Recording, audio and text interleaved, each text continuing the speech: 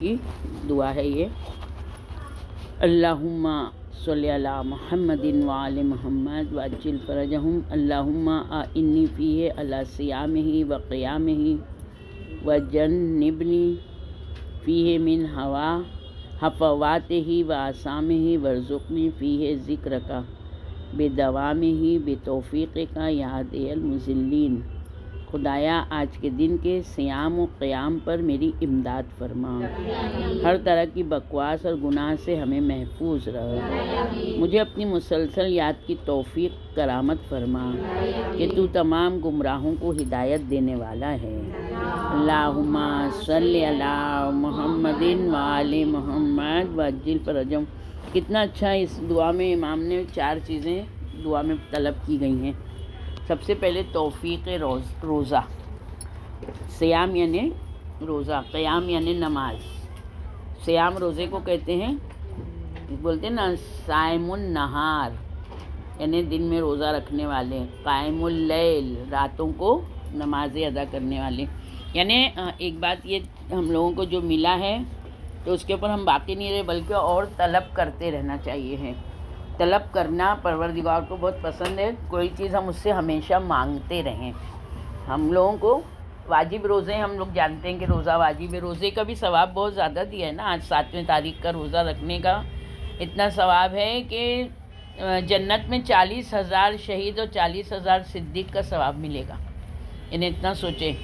تو اس دعا میں 4 چیزیں طلب کی گئی ہیں، ایک تو توفیق روزہ، پھر توفیق نماز، پھر تیسری توفیق جو مانگی گئی ہے وہ گناہوں سے بچنا، ہمیشہ اللہ کی یاد میں رہنے کی توفیق، چوتھا یعنی جو فضول باتیں ہیں اس سے ہم اپنے آپ کو دور رکھیں اور جو ہمارا کام ہے یعنی روزہ داروں میں ہمارا شمار ہونا چاہیے۔ تو سب سے پہلے روزے کا فلسفہ سورہ بقرہ کی آیت نمبر 183 میں آیا ہے نا، یا ایھا الذین آمنوا کتب علیکم الصیام کما کتب علی الذین من قبلکم لعلکم تتقون۔ اے صاحبان ایمان، تم پر روزوں کو فرض کیا گیا جس طرح تم سے پہلے کے لوگوں پر فرض کیا گیا تھا تاکہ تم پرہیزگار بن سکو۔ ماہ رمضان المبارک میں روزہ اللہ نے ایک مقرر وقت رکھا ہے، ایک معین وقت رکھا ہے۔ مہینے کے 1 مہینہ روزہ ہے، ہم لوگ یہ نہیں بولے مہینے کے 30 دن روزہ ہے، 1 مہینہ روزہ رہے گا۔ اب کبھی چاند 29 کا ہوتا ہے تو 29 روزے، چاند 30 کا ہوگا تو 30 روزے۔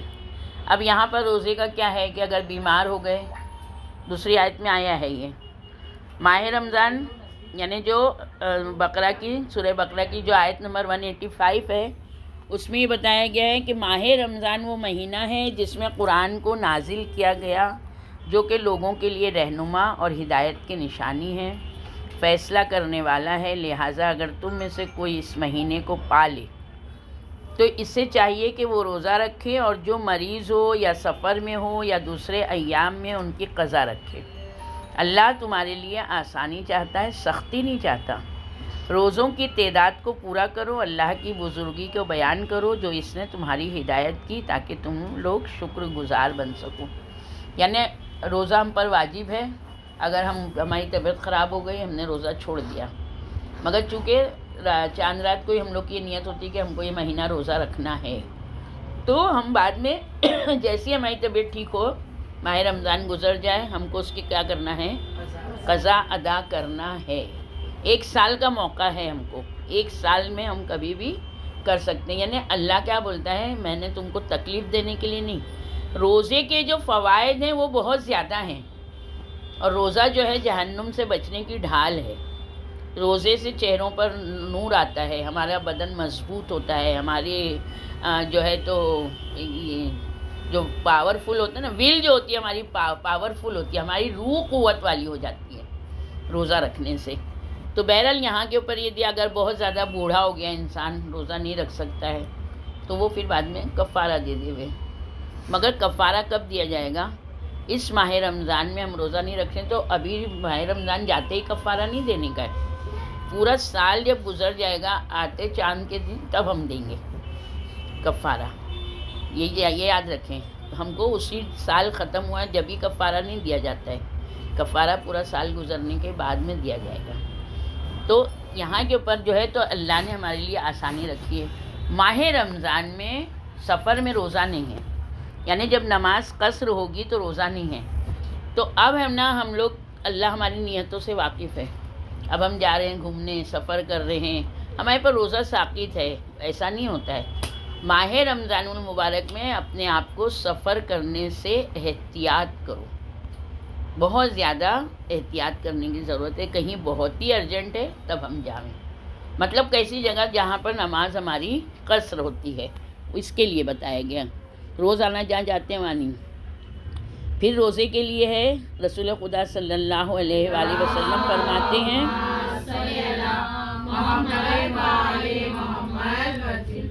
جب روزہ رکھو تو تمہارے کان آنکھ بھی روزے سے ہونا چاہیے، اور روزہ والا دن تمہارے عام دن کے مانند نہیں ہونا چاہیے۔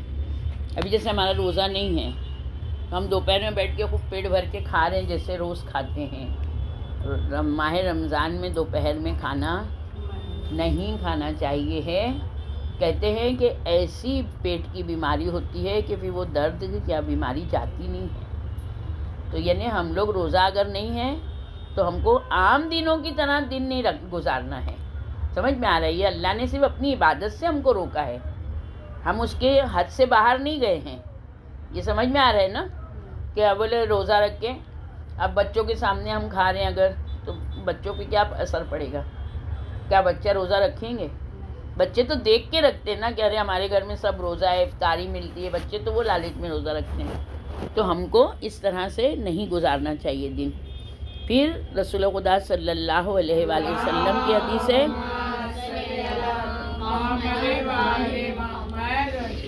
کہ اے جابر، یہ ماہ رمضان ہے، جو بھی اس کے دن میں روزہ رکھے، راتوں کو عبادت کرے، اپنے شکم اور شرمگاہ کو پاکیزہ رکھے، اپنی زبان کی حفاظت کرے گا تو وہ ماہ رمضان کے جاتے ہوئے اپنے گناہ سے نکل جائے گا۔ یعنی یہ شرطوں کے ساتھ اگر ہم نے روزہ رکھا ہے تو جیسے ماہ رمضان ختم ہوگا ایسے ہی ہمارے گناہ کیا ہو جائیں گے؟ ختم ہو جائیں گے، معاف ہو جائیں گے۔ جب جابر نے کہا تھا نا یا رسول اللہ حدیث بہت اچھی ہے، تو رسول اللہ نے کہا تھا اس کی شرطیں دیکھو کتنی سخت ہیں، یعنی کیسے ہی نہیں، یہاں پر بتایا دن میں روزہ رکھیں، راتوں کو عبادت۔ الحمدللہ ہم لوگ کی عام راتوں کی طرح راتوں میں ہم لوگ نہیں سو پاتے ہیں نا، مگر یہاں کیا دیا ہے؟ شکم، یعنی اپنے پیٹ کو حرام سے بچاؤ، کھانا نہیں۔ ہم لوگ سارا دن روزہ رکھا، ہندو کے ہوٹل میں جا کے روزہ کھول لیے پبلک، کیونکہ ان کو یہی نہیں معلوم ہے، یہی تمیز نہیں ہے کہ ہمارا روزہ ہی نہیں ہو پائے گا۔ شرمگاہ کو پاکیزہ رکھیں اور اپنی زبان کی حفاظت کریں۔ یعنی بہت زیادہ انسان نمازی ہے، روزے دار ہے، چیریٹی کرنے والا ہے، تلاوت قرآن کرنے والا، اگر اس نے زبان اپنی صحیح نہیں رکھی، استعمال نہیں کی، تو کیا ہو جائے گا؟ وہ اچھا انسان نہیں مانا جاتا ہے، وہ زبان کے ذریعے جہنم میں جائے گا۔ تو اپنی زبان کی حفاظت کرنا ہے تاکہ ہم سے گناہ زبان کی وجہ سے نہیں ہو۔ جب صبح ہوتی ہے نا تو سب اعضاء ایک دوسرے سے پوچھتے ہیں کیسے ہو، خیریت ہے؟ تو سب ہے نا خیریت کہتے ہیں، مگر جب زبان کہتی ہے نا تو کہتے ہیں کہ تمہاری وجہ سے ہم لوگ کو تکلیف ہوگی، تم اچھی چلو گی تو ہمارے لیے نیکی ہے، اگر تم اپنے آپ کو برائی سے، تم زبان اگر بری چلاؤ گی تو ہمارے لیے کو جہنم ملے گا، اس کے لیے تم نے نا کوئی گناہ نہیں کرنا، تمہاری وجہ سے ہم گناہ میں شامل ہوئیں گے۔ یعنی کتنی زیادہ احتیاط کرنا ہے۔ پھر اسی طرح سے رسول خدا صلی اللہ علیہ وآلہ وسلم کہتے ہیں، ارشاد فرمایا روزے دار اللہ کی عبادت میں ہوتا ہے، اگرچہ بستر ہی پر سو رہا ہو، بشرط یہ کہ کسی مسلمان کی غیبت نہ کی ہو۔ اگر ہمارے گھر میں زیادہ میجورٹی ہے تو ہم صبح کی نماز پڑھ کے، ہم کو معلوم ہے اگر تلاوت قرآن ہے، قرآن کی تلاوت کریں، گیدرنگ میں نہیں بیٹھیں، جب تک روزہ میں ہیں بیٹھے ہی نہیں، بیٹھیں گے تو ادھر ادھر کی بات ہوگی۔ یہاں تک بتایا کہ آپ صبح کی نماز پڑھیے، تعقیبات پڑھ کے آپ سو جائیے، آپ ظہر کے ٹائم اٹھیے، ظہر کی نماز پڑھی، ظہر اثر پڑھی، تعقیبات پڑھی، پھر سو جائیے، پھر آپ افطار کے وقت اٹھیے، آپ کا روزہ سلامت رہے گا۔ مگر آپ اگر سارا دن جاگ رہے ہیں، اس کی گا رہے ہیں، اس کی گا رہے ہیں، اس پہ تہمت اس کی، وہ روزہ ہمارا صحیح، وہ روزہ ہمارا مکروہ بھی ہو سکتا ہے اور گنہگاری میں بھی ہم شامل ہو سکتے ہیں۔ تو یہ یعنی یوں سونا بہت گناہ ہے۔ جیسے گناہ کیسا گناہ ہے کہ روزہ ہماری یہ سونا جو ہے وہ ہم کو ترقی کی طرف لے جاتے ہوئے ہم پستی میں لے آتا ہے۔ زیادہ سونا منحوسیت میں آئے، ہم لوگ عام زبانوں میں بولتے ہیں نا بہت سوتی ہے، بہت منحوس ہے یہ، تو زیادہ سونا جو ہے، تو کیونکہ اگر ہم زیادہ سوئیں گے، زیادہ تر یہ مہینے میں کیا کرنا چاہیے ہم کو؟ تو کیسی عبادت کرنا چاہیے؟ ظاہری عبادت کیا ہے؟ تلاوت قرآن ہے، نمازیں ہیں، تسبیحیں ہیں، ذکر الہی کرے، ہے نا؟ تو یہ ساری چیزیں ہماری ہونا چاہیے ہیں۔ پھر یعنی اگر ہم سارا مہینہ سو کے بھی گزار دیں مگر روزہ رکھیں تو روزہ ہمارا اچھا مانا جائے گا۔ اگر ہم کسی کی برائی کریں گے تو ہمارے یہاں پر گناہ گاری میں شامل ہوں گے۔ پھر وہ رسول اللہ کی حدیث کے مطابق بہت سے لوگ یعنی خالی بھوک اور پیاس کا اجر پائیں گے کیونکہ ان کا روزہ گناہ گاری میں اب ہو گئے۔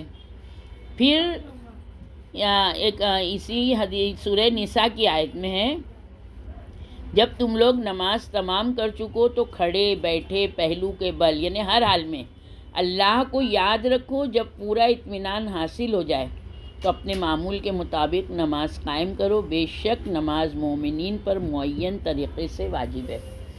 کیونکہ نماز جو ہے تو ہم کو ہر برائیوں سے روکتی ہے۔ یہاں پر اب نماز کی فضیلت بتائی ہے قرآن میں، یعنی ہر عبادت کی طرح نماز بھی نمازی پر اپنے اثر چھوڑتی ہے۔ قرآن میں سورہ آراف کی آیت نمبر 170۔ اب جو یہ ہم تم لوگ کو ریفرنس دیتے ہیں نا سورہ کا اور اس کی آیت کا، یہ تم لوگ اگر اس کی جا کے ہے نا تشریح دیکھو، یعنی اس کی جو تفسیر قرآن میں جب آیت کی تفسیر دیکھو تو تم کو اور زیادہ میٹر ملے گا کہ کتنا امام نے اس کے بارے میں کہا ہے۔ سورہ نساء کی آیت نمبر 103۔ تو ہر پہلو ہر حال میں اللہ کو یاد کرو۔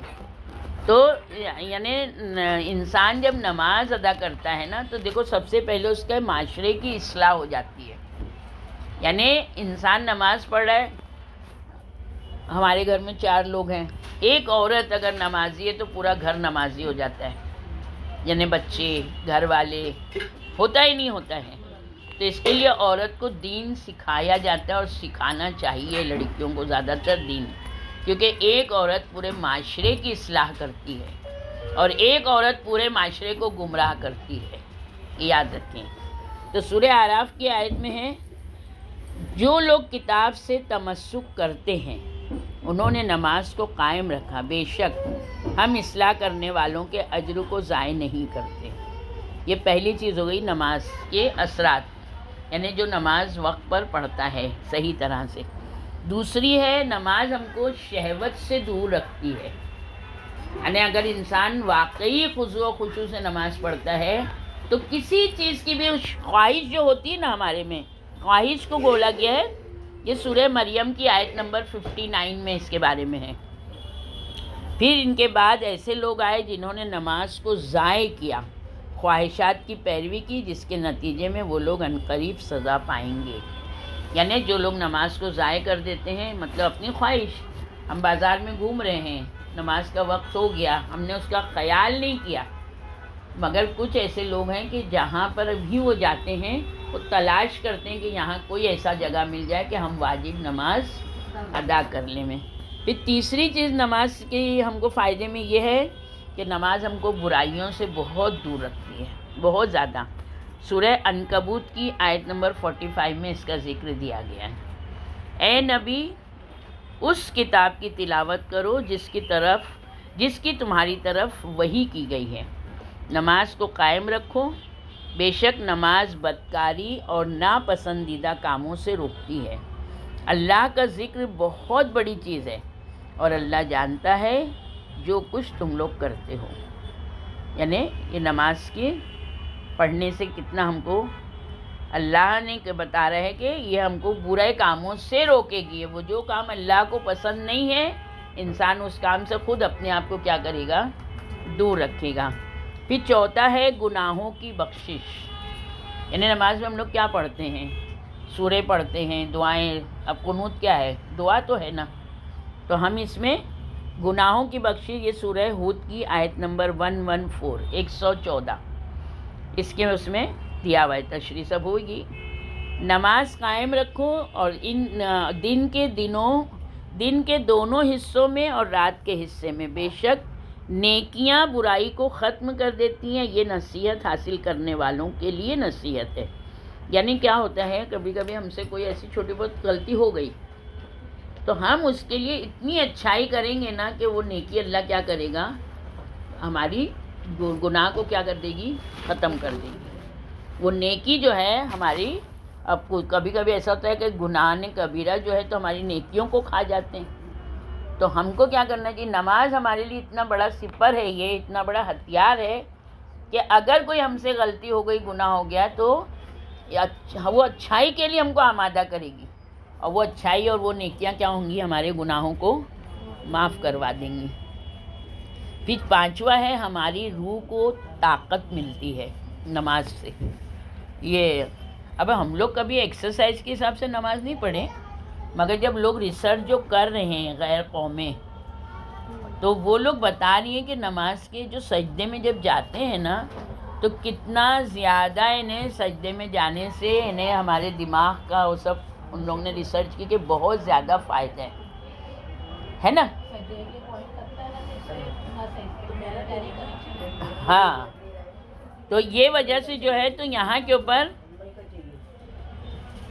اوپر جو ہے تو سورہ معارج کی آیت نمبر 20 سے لے کے 23 تک میں دیا ہے کہ کس طرح روح کو تقویت ملتی ہے، کہ بے شک انسان بڑا حریص اور کم طاقت خلق کیا گیا ہے۔ پھر وہ جب اسے مصیبت پہنچتی ہے تو چلانے لگتا ہے، جب اسے نیکی پہنچتی ہے تو بخیل ہو جاتا ہے، سوائے نمازی لوگوں کے جو اپنی نمازوں کی پابندی کرنے والے ہیں۔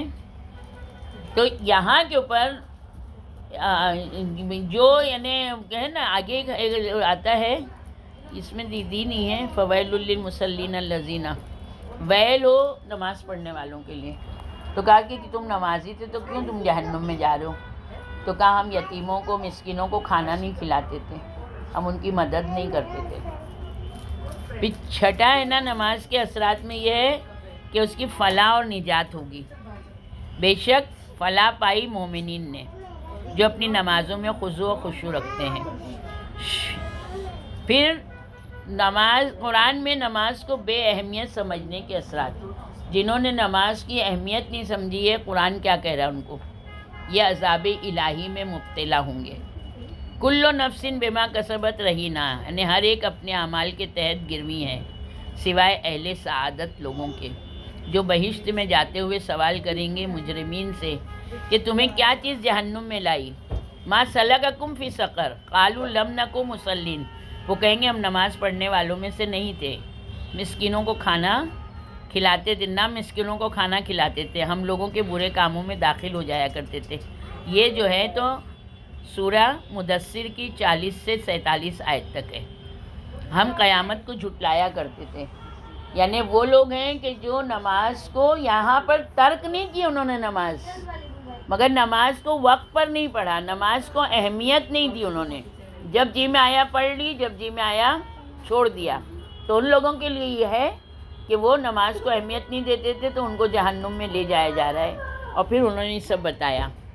پھر یہاں کے اوپر دوسری چیز جو ہے، نماز کو اہمیت نہیں دینے والوں کی رحمت الہی سے دوری، یعنی فویل للمصلین، ویل ہو ان نماز گزاروں کے لیے، الذین هم عن صلاتهم ساہون، جو اپنی نمازوں سے غافل رہتے ہیں۔ سورہ ماعون کی آیت نمبر 4 اور 5، یعنی یہاں نماز میں غفلت جو برتتے ہیں ان کے لیے دیا گیا ہے۔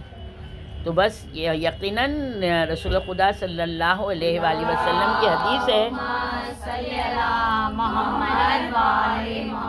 کہ جب بھی نماز کا وقت ہوتا ہے تو ایک فرشتہ آواز دیتا ہے کہ اے لوگوں اٹھو، اپنے گناہوں کے سبب، یعنی جو تمہارے پیٹھ کے اوپر جو جہنم کی جلائی ہوئی آگ ہے جو وزن ہے، جو کوڑا کچرا ہے، یعنی گناہوں کے بارے میں بتائیں، تو نماز کے ذریعے اس کو بجھا دو، جو آگ جل رہی ہے اس کو بجھا دو۔ پھر دوسری حدیث میں رسول اللہ کہتے ہیں جو نماز کو اس کے غیر وقت میں پڑھتا ہے تو روز قیامت اس نماز کو سیاہ تاریک صورت کی حالت میں محشور کیا جائے گا۔ یعنی سوچیں کہ ہم لوگ یہ جو سوچ رہے ہیں نا، جو نماز وقت پہ نہیں پڑھتا ہے اس کی حالت ایسی ہے کہ جب ہم جیسے باتھ روم میں جاتے ہیں، اپنا میلا کپڑا اتار کے لپیٹ کے جیسے باتھ روم میں پھینکتے ہیں، تو جو نماز اولاً وقت نہیں پڑھتا ہے، جو دیر سے پڑھتا ہے، تو بالکل اسی طرح جیسے ہم باتھ روم میں کپڑا گندا پھینکتے ہیں، ایسے ہی ہماری نماز فرشتے پھینک دیتے ہیں۔ ہماری نماز قبول نہیں ہوتی بغیر کسی عذر کے جو دیر سے پڑھتا ہے۔ ہمارے گھر کا ہم سب کام کر لیں گے، اس کے بعد ہم نماز پڑھیں گے، نہیں، نماز پہلے پڑھو، اس کے بعد اپنے گھر کا پورا کام آگے کنٹینیو کرو، یہ بہت ضروری ہے۔ تو یہاں پہ بتایا ہے کہ محشور کیا جائے گا۔ نماز اپنے صاحب سے کہتی ہے اللہ تمہیں برباد کرے جس طرح تم نے مجھے برباد کیا۔ یعنی وہ ایک دم کالی کالی شکل میں جب آئے گی تو لوگوں کے سامنے تو اس کو ذلت ہوگی نا، تو اس وقت وہ کہے گی کہ تم مجھے برباد کیا۔ روز قیامت جب انسان اللہ کی بارگاہ میں پیش ہوں گے تو سب سے پہلے جو سوال ہوگا وہ نماز کے بارے میں ہوگا۔ اس کی نماز صحیح ہوگی تو بقیہ اعمال بھی صحیح ہوں گے، اگر نماز صحیح نہیں ہوگی تو بقیہ اعمال بھی صحیح نہیں ہوں گے۔ پھر ایک اور حدیث میں رسول اللہ کہتے ہیں بے شک نماز دین کا ستون ہے۔ بنی آدم کے نامۂ اعمال میں سب سے پہلے نماز کو ملاحظہ کیا جائے گا۔ اگر نماز صحیح ہوئی تو دیگر اعمال کو بھی ملاحظہ کیا جائے گا، اگر نماز صحیح نہیں ہوئی تو کسی بھی اعمال کا، جب ہمارا اعمال ہی نہیں قبول ہوگا تو ہم کو درجہ کہاں سے ملے گا، ہماری نجات کیسے ہوگی۔ اب یہاں کے اوپر روایت میں گناہوں سے دوری کی اہمیت کے بارے میں مولائے کائنات امیر المومنین علی بن ابی طالب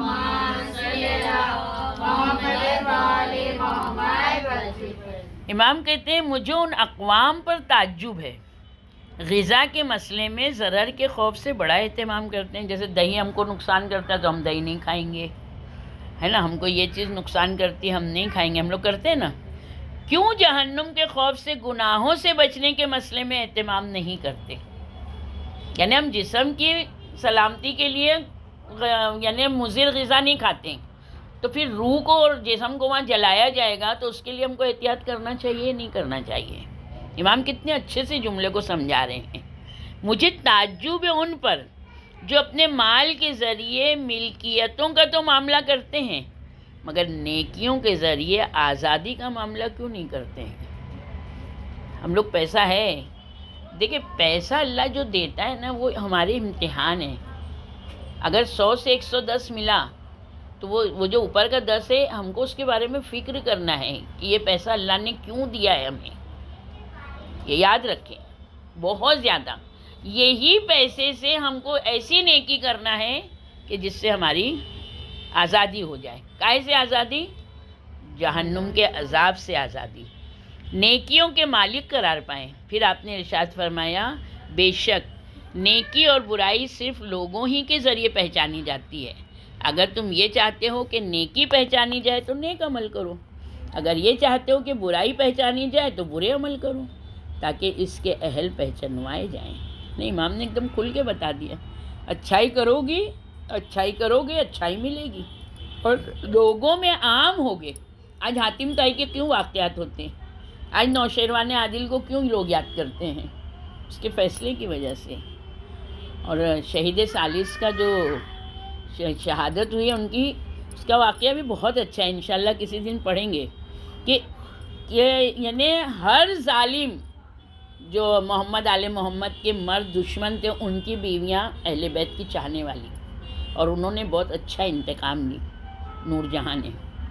دوسری حدیث میں علیہ السلام فرماتے ہیں اگر اللہ نے نافرمانی پر عذاب کا وعدہ نہیں بھی کیا ہوتا، یعنی اگر اللہ کہتا نا نماز نہیں پڑھو گے میں جہنم میں نہیں، اگر یہ نہیں بھی کہے گا اللہ، جہنم کا عذاب کا وعدہ نہیں بھی کیا ہوتا تب بھی اللہ کی نافرمانی نہیں کرنا ہے۔ کیوں؟ کہ اس نے اتنی ہم کو نعمتیں دی ہیں کہ ہم کو اس کی نعمت کی بنا پر ہم کو اس کی نافرمانی نہیں کرنا چاہیے۔ پھر 8ویں امام علی رضا علیہ السلام فرماتے ہیں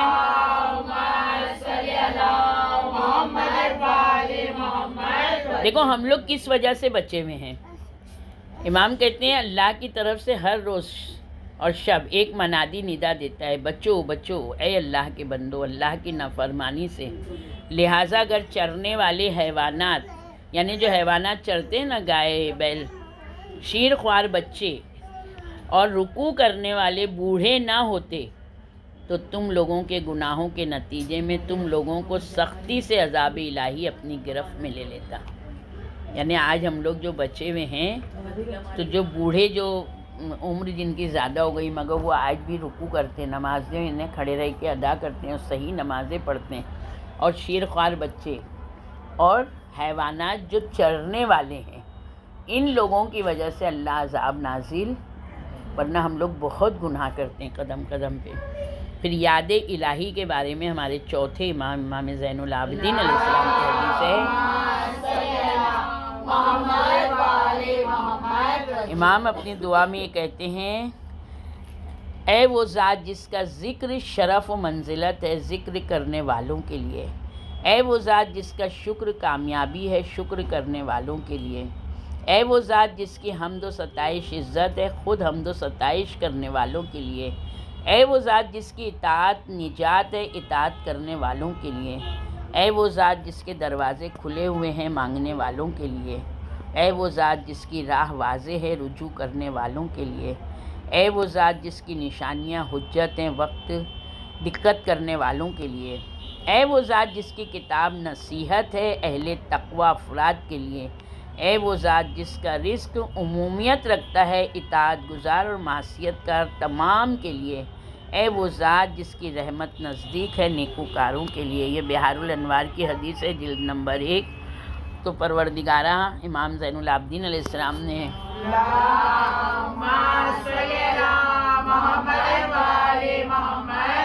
تو ہم سب بھی یہاں پر بیٹھے ہیں، پروردگارہ ہم سب بھی جو دعائیں لے کر آئے ہیں گھر جانے سے پہلے ہم سب کی دعاؤں کو مستجاب کر دیں. ہم سب کو زیادہ سے زیادہ توفیق دے کہ ہم تیری بہترین عبادت کر سکیں. پروردگار سب سے زیادہ ہم کو کعبہ اور کربلا کی زیارت نصیب فرما. پروردگار ہم سب کو اس سال عرفہ کرنا نصیب کر دے. پروردگار زیارت پہ جانے میں جو بھی رکاوٹیں ان رکاوٹوں کو دور کر دے. پروردگار جتنے مرحومین ہو چکے ہیں وہ آج محتاج فاتحہ مالک تمام مرحومین کے گناہ کبیرہ اور صغیرہ کو معاف کر دے. ہم سب کی چھوٹی سی خدمت کو قبول کر لے. وآخر دعوانا الحمدللہ رب العالمین.